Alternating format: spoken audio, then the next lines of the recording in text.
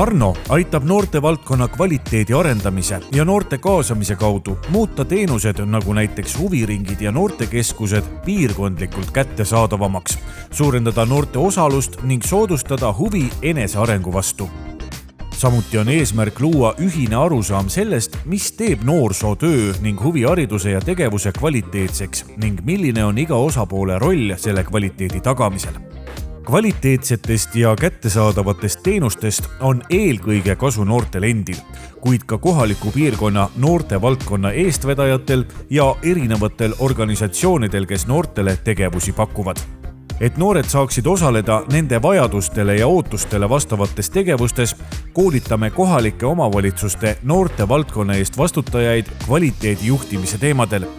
Toetame kohalikke omavalitsusi oma noortevaldkonna teenustele standardi loomise protsessis ning aitame noorsootöö ning huvihariduse ja tegevuse pakkujaid oma teenuse parendamisel.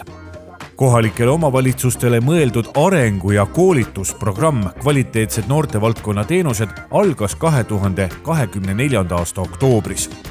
2025. aasta sügisest liituvad koolitusprogrammiga ka noortevaldkonna teenuse pakkujad, näiteks noortekeskused ja huvikoolid, kes katsetavad 2 aasta jooksul neile loodud standardeid.